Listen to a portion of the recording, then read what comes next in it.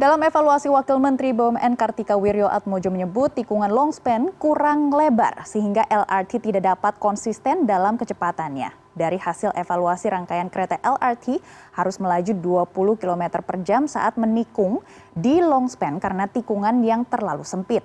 Di sisi lain, Presiden Joko Widodo menilai hal wajar jika ditemukan suatu kekurangan dalam pengerjaan proyek yang baru pertama kali di Indonesia ini. Lantas, apakah benar longspan LRT Gatsu Kuningan salah desain? Dan untuk membahasnya sudah bergabung melalui sambungan virtual perancang jembatan longspan LRT Kuningan, Arvila Deli Triana. Selamat pagi Bu Dina, bagaimana kabar Anda? Alhamdulillah, selamat pagi Mbak Megi. Baik, semoganya semua baik-baik saja ya Bu Dina. Nah, ini ada tudingan salah desain muncul saat ini dan publik opininya juga semakin keras terdengar seperti itu ya Bu Dina. Setelah konstruksinya selesai dibangun, apa tanggapan Anda terutama diksi salah desain dari Wamen BUMN?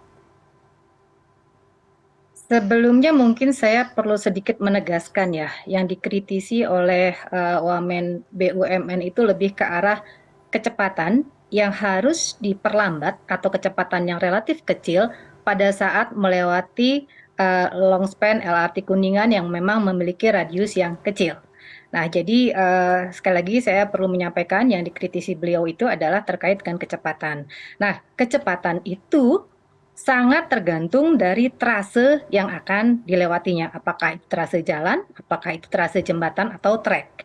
Nah, jadi karena sangat terkait dengan trasenya, sedangkan trase sangat terkait dengan kondisi lingkungan di sekitarnya, apakah lahannya bebas, bisa lurus, bisa lengkungnya besar, harus lengkungnya kecil, dan sebagainya. Sehingga sebetulnya hal ini merupakan sesuatu yang sangat wajar di lokasi LRT Longspan Kuningan ini. Nah, karena apa? Karena walaupun itu bukan merupakan kompetensi saya untuk menjawab ya, karena sebetulnya ada ahlinya untuk trase ini yang sudah mendesain sedemikian rupa supaya trase LRT Kuningan ini bisa dilewati oleh LRT yang sudah mempunyai syarat-syarat tertentu untuk kecepatannya. Nah, kami sebagai perencana jembatan menyesuaikan hal-hal tersebut. Saya sebagai perencana jembatan sudah menanyakan apakah lengkungnya memang segini, berapa kecepatan yang bisa dilalui oleh LRT kalau segini. Artinya semua persyaratan itu sudah kami bahas dan sudah kami bicarakan di awal perencanaan. Jadi kalau di sini bisa kami sampaikan, sebetulnya tidak ada yang salah desain, tidak ada yang salah perkiraan, semua sudah direncanakan dengan baik. Begitu Mbak. Baik, semuanya tidak ada salah desain dan bagaimana sebenarnya Bu Dina komunikasi pada saat itu dengan Adikarya dan juga Kemenhub terkait membuat desain longspan ini. Tadi Anda menyebut memang ada dikritisi terkait dengan kecepatan. Di longspan itu hanya 20 km per jam.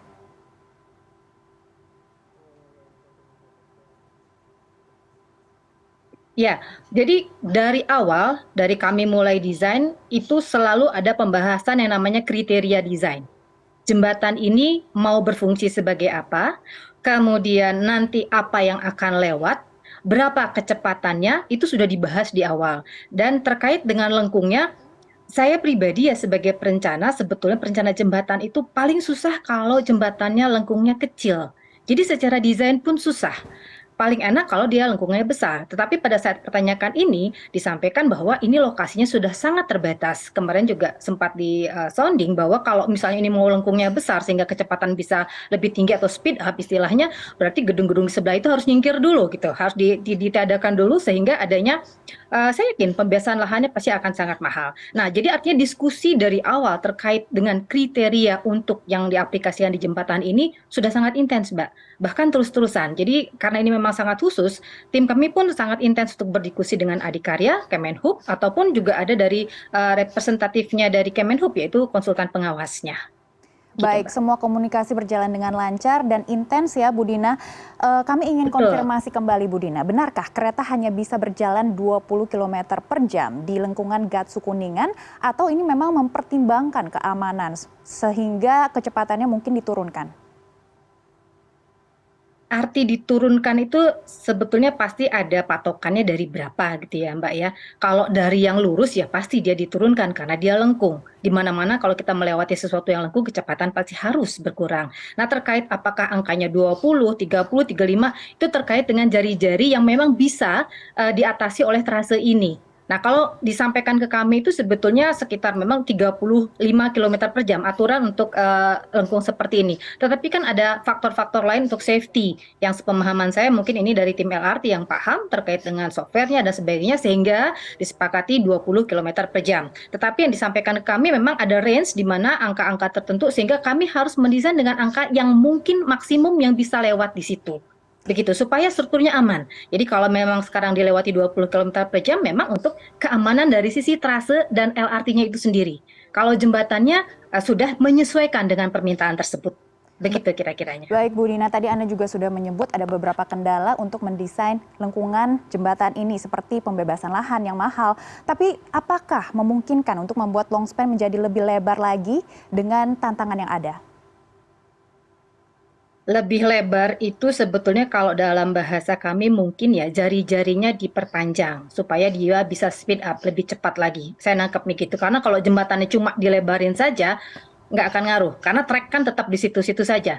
Treknya LRT tetap di situ. Jadi artinya yang bisa kami tangkap bahwa mungkin permintaan jari-jarinya diperpanjang. Nah, kalau jari-jarinya diperpanjang itu otomatis yang tadi itu pembebasan lahan memang terpaksa harus dilakukan dengan lebih banyak daripada yang ada sekarang.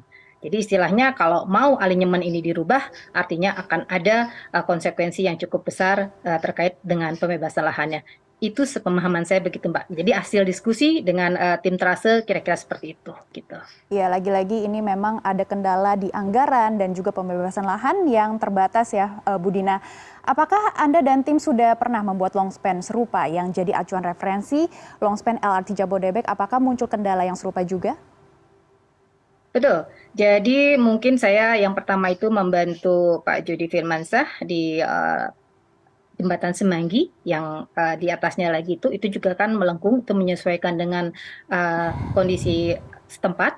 Kemudian yang kedua adalah jalan layang khusus busway di Adam Malik itu juga memang ada curve-nya, ada lengkungnya. Tetapi ini memang yang paling panjang kalau di LRT Kuningan ini. Nah, tetapi artinya dalam pengalaman saya selama mendesain jembatan di kota, hal-hal seperti ini bisa dipastikan selalu terjadi.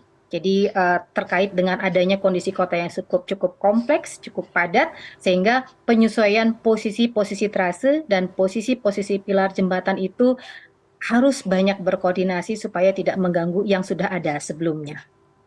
Baik Bu Dina, dalam proses pembangunan jembatan longspan ini, apa saja masukan dari Anda yang bisa ditingkatkan untuk proyek-proyek selanjutnya?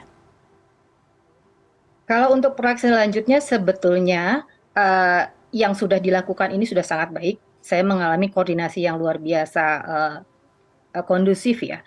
Kami juga sangat didukung oleh tim-tim tenaga ahli dari Kemenpo UPR, yaitu Komisi Keselamatan Jembatan dan Terowongan Jalan, sehingga dan adhikarya juga sangat bekerja sama dengan sangat baik, konsultan pengawas juga, Kemenhub juga. Jadi kalau saya bisa lihat dari proyek ini, apapun proyeknya, yang paling penting adalah koordinasi yang baik. Jadi kita keluarnya itu satu bahasa, kita sudah tahu sepemahaman semuanya apa yang terjadi dengan jembatan yang akan kita bangun. Kalau kendala itu, kalau saya bilang jembatan itu kendalanya customize, beda lokasi, beda kendala. Jadi apapun itu sebetulnya memang harus terkoordinasi dengan baik antara semua pihak yang terkait. Dan di jembatan ini saya mengalami hal tersebut. Baik Bu Dina, ini dari diskusi awal semuanya berjalan dengan lancar, waktu proses juga berjalan semuanya interaksinya juga sangat intensif, begitu ya Bu Dina. Tetapi Wamen masih tetap kritisi terkait dengan tadi kecepatan di lingkungan Gats Kuningan ini. Bagaimana Anda ingin menjawab kritisi dari Wamen itu tersebut? Kalau saya ingin menjawab bahwa saya mengambil hikmah dari kondisi ini ya. Jadi akhirnya masyarakat itu teredukasi bahwa untuk desain jembatan itu banyak hal yang harus diperhatikan. Jadi tidak semata kuat, gagah, bagus bisa dilewati. Tetapi banyak hal yang yang harus diperhitungkan. Bahkan saya kalau menyampaikan untuk engineer-engineer yang baru mendesain itu tidak sama dengan menghitung. Kalau menghitung itu gimana supaya kuat, gimana supaya bisa berdiri. Tetapi kalau mendesain itu bagaimana supaya dia berintegrasi dengan kondisi yang ada di sekitarnya. Sehingga sebetulnya karena adanya statement dari Wamen tersebut, saya merasa bahwa masyarakat jadi bisa melihat nih bahwa untuk mendesain suatu jembatan itu tidak semata semudah itu, tidak semata bahwa itu harus kuat dan bagus, tetapi integrasi dari kondisi sekitarnya, integrasi dari apa yang mau dilewatinya itu harus diketahui lebih dulu. Dan sebetulnya itu sudah terkoordinasi dengan baik, Mbak. Sudah disampaikan dari awal, begitu. Baik, Mbak Dina, bagaimana Anda melihat teknisi ataupun desainer dari dalam negeri kalau misalnya kita bandingkan dengan desainer dari luar negeri? Karena sekarang juga ada perbandingan begitu ya, rancangan jembatan dari luar negeri dan juga lokal seperti itu. Dengan kita melihat proyek yang sebenarnya kita juga mempunyai local pride seperti itu ya, bagaimana Anda melihat apakah memang perancang ataupun desainer dari Indonesia ini kalah dari luar negeri atau sebenarnya kualitas kita sudah sama? Saya cuma mengacu kepada LRT Longspan Kuningan ini ya, di mana saya berinteraksi dengan banyak sekali warga negara asing yang terlibat, terutama di konsultan pengawasnya, kemudian konsultan perencana di ruas-ruas yang lainnya. Di sini saya tidak akan mengatakan apa-apa, hanya saya menerima pengakuan dari mereka-mereka bahwa apa yang kita kerjakan ini sudah sangat baik. Demikian. Baik, Bu Dina, terakhir Presiden Jokowi juga mengimbau ini adalah LRT pertama, keselamatan masyarakat utama sebelum dioperasikan secara komersial. Lantas menurut Anda bagaimana dengan aspek keamanan konstruksi Longspan Gatsu Kuningan?